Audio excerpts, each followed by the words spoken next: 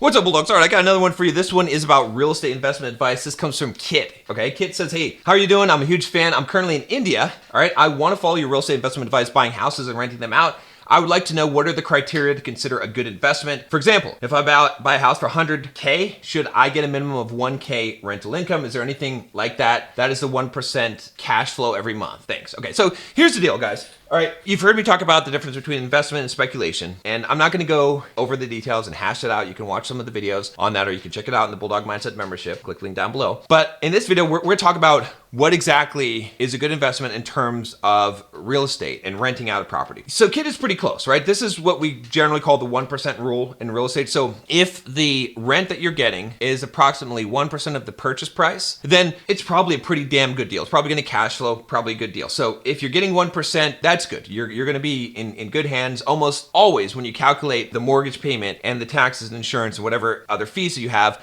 that you're going to come out good. Now, that applies in the US. It probably applies in most of the world. So let me give you a little bit more details so you can really figure this out. So there's two things I want to share with you today. All right. The first one is this: you got to run your numbers. So it doesn't matter what anyone else says. You can run the actual numbers for that property. So if you buy a property, let's say for 100K, I want you to figure out, what is the mortgage payment going to be? You know what the interest rate is. You can calculate that. What's the taxes? What's the insurance? Is there an HOA fee on that property? Okay. Homeowners Association. What other expenses are there? Okay. You have property management fees, because you're going to probably have the property managed. I highly recommend that. That's going to be about 10% of the rents. So you got to know the rents, obviously. We'll get to that in a second. You're going to have maintenance. I calculate that about 10% of the rents. Again, maybe 15% if you want to figure in capital expenditures, which is things like long-term things. You need to save some money because the roof is eventually going to need to be replaced and things like that. And then maybe you're paying utilities or not. You got to figure those things out. So it's not that hard. There's some calculators out there that you can find. Biggerpockets.com, I know, has a good calculator. It doesn't matter. There's a lot of different options, but you have to figure out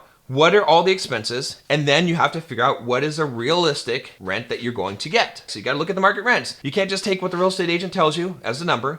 You got to go out there and do some research. Call some property management company. Say, hey, I'm looking to rent in this area. What would a 3-bedroom, 2-bath rent for? So that you know what the rents are, or you can look at the history of the rent for that property. Once you know those things, then you can calculate what's happening every month. Now, when interest rates are high and prices are high, like they are in this environment, at least in the US, cash flow is going to be really hard to come by. So here's what my general rule is. I don't want my negative cash flow to be more than the principal payment I make every month on the mortgage. What does this mean? When you get a mortgage, let's say a 30-year mortgage, you're going to pay taxes, or you're going to pay principal and interest. Majority of your payment is going to be interest payment in the early years of the mortgage, and then the rest is going to be the principal. And so starting out, I don't want to be upside down in this. I want to make sure that my projected cash flow, it can be negative, that's fine, which is going to bring us to the second point, is not more than the principal. If that's the case, you're not really losing money. You're losing a little bit of money on paper, but it's going into the bank. Out of your pocket, you're negative cash flowing, but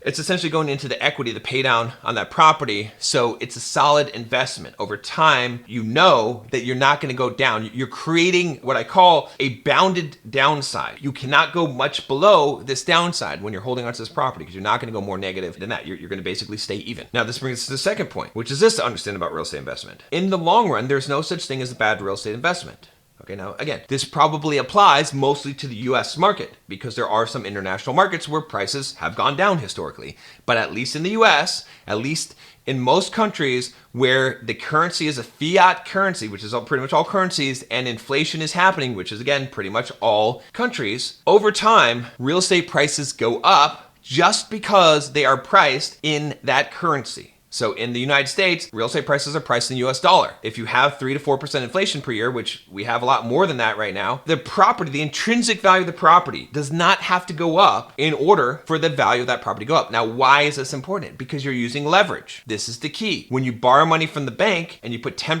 down on the property, you borrow 90% from the bank, even if the property value doesn't go up, it just paces inflation. You make a gain off of that, because you have a situation where you're borrowing money, but you're getting a higher return than what you're paying to borrow that money. All right. Now, again, we can go into all the details in the Bulldog Mindset membership. This short video is not going to cover all that, but you can check that out if you are interested in this kind of thing. I've got some other programs that for higher level people, if you really want to get involved in this, email me and we can talk about some options, including one-on-one coaching with me. I've helped a lot of people build up real estate empires and become financially free. But the key thing to understand about this is that there's no such thing as is a bad investment in 20 to 30 years. So I want you to understand this one concept, and this will save you a lot of heartache and will prevent you from making a mistake of not jumping in the market when you should be buying real estate because you're like, the price is too high, the interest rates are too high. Okay, because I've been doing this for 24 years. If you buy a property, let's say you had a property that's $100,000, just to use this example. If you pay $80,000 for it, so you get a deal on this property, yeah, it's going to cash flow a little bit better at first, but in 20 years, that property is probably going to be worth maybe $300,000. Let's say it triples in value. It won't matter that you bought it for $80,000 when it's worth $300,000.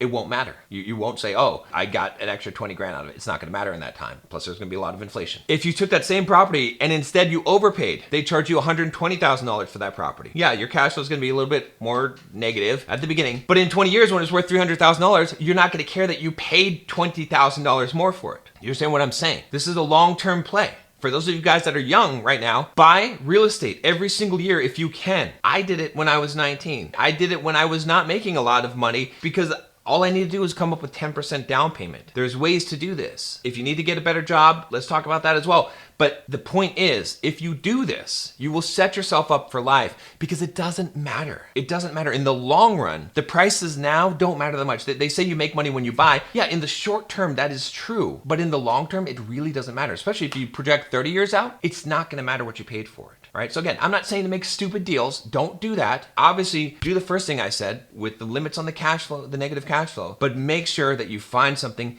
and that you buy it because you're going to regret. There is no real estate deal that I have passed up upon, okay, in my 25 years that I don't regret passing on. I wish I had bought that real estate deal. I promise you, after 25 years, that you will see that is true. Now, if you want some help with this, again, Bulldog Mindset membership, click the link down below. Otherwise, I will see you tomorrow.